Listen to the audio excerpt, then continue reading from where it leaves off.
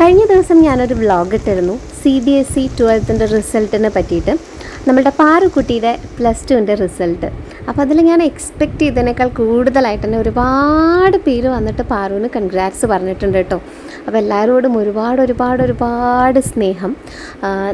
ഞാനതിൽ വ്യക്തമായിട്ട് പറഞ്ഞിട്ടുണ്ട്, നമ്മൾ എക്സ്പെക്റ്റ് ചെയ്തതിൽ നിന്ന് താഴെ പോയി എന്നൊക്കെ പറഞ്ഞിട്ടുണ്ടായിരുന്നു. അപ്പോൾ കഴിഞ്ഞ 2-3 ദിവസങ്ങളായിട്ട് നിങ്ങളൊക്കെ തന്നെ കാണുന്നുണ്ടാവും, TV-യിലും പേപ്പറിലും ഒക്കെ ആയിട്ട് ന്യൂസുകൾ ഇതിനെതിരെ ഒരുപാട് കംപ്ലയിൻറ്റ്സ് പോകുന്നുണ്ട് ഇപ്രാവശ്യത്തെ 12th CBSE റിസൾട്ടിനെ പറ്റിയിട്ട്. കാരണം ഭയങ്കര മാർക്കിംഗ് സിസ്റ്റം എന്ന് പറയുന്നത് ഭയങ്കര വല്ലാത്തൊരു രീതിയിലാണ് ഇപ്രാവശ്യം വന്നിട്ടുള്ളത്. അപ്പോൾ അത് കാരണം കൊണ്ട് ഒരുപാട് കംപ്ലയിൻറ്റ്സ് പോയിട്ടുണ്ട് അതിനെതിരെ.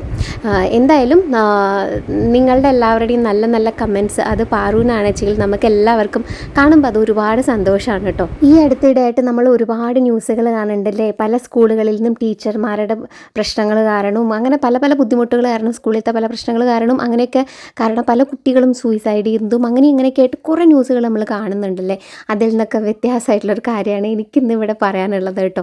പാറു പഠിച്ചിട്ടുള്ളത് MES സെൻട്രൽ സ്കൂൾ വളാഞ്ചേരി ആയിരുന്നു. അവിടുത്തെ ടീച്ചേഴ്സ് പാറുവിന് കൊടുത്തിട്ടുള്ള ഒരു സപ്പോർട്ട് എന്ന് പറയുന്നത് ഒന്ന് വേറെ തന്നെയാണ് കേട്ടോ.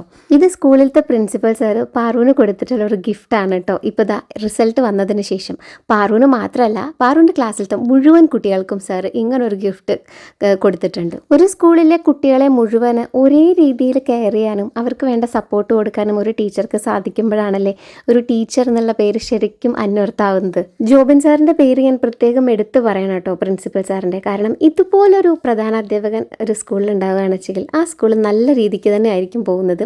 ശരിക്കും പറഞ്ഞാൽ അത് ഈ കുട്ടികളുടെയൊക്കെ ഒരു ഭാഗ്യമാണ്, ഇതുപോലൊരു അധ്യാപകൻ്റെ കീഴിൽ ആ സ്കൂളിൽ പഠിക്കാൻ പറ്റുക എന്നുള്ളത് തന്നെ. പിന്നെ ഞാനിത് ആദ്യമായിട്ടല്ല കേട്ടോ, എൻ്റെ വീഡിയോസ് സ്ഥിരമായിട്ട് കാണുന്നവർക്കറിയാം ഇതേ കാര്യം ഞാൻ മുന്നേയും പറഞ്ഞിട്ടുണ്ടായിരുന്നു സാറിനെ പറ്റിയിട്ട്. പിന്നെ ടീച്ചേഴ്സിനെ പറ്റി പറയുകയാണെന്ന് വെച്ചെങ്കിലും അതെ, ഒരുപാട് സപ്പോർട്ടീവായിരുന്നു കേട്ടോ എല്ലാവരും. പ്രത്യേകിച്ച് പാറുവിൻ്റെ കാര്യത്തിൽ പറയുകയാണെന്ന് വെച്ചെങ്കിൽ വേറെ പല പ്രോഗ്രാംസുമായിട്ട് ക്ലാസ് മിസ്സായ സമയത്തൊക്കെ ടീച്ചേഴ്സ് നല്ല രീതിക്ക് സപ്പോർട്ട് ചെയ്തിട്ടുണ്ടായിരുന്നു. കുട്ടികൾക്ക് ഒരു ഡൗട്ട് വന്നിട്ടുണ്ടെങ്കിൽ അത് ഏത് പാതിരാത്രിയിലും വിളിച്ച് ചോദിക്കാനുള്ള ഒരു ഫ്രീഡം ഇവരൊക്കെ കൊടുത്തിട്ടുണ്ട് കേട്ടോ കുട്ടികൾക്ക്.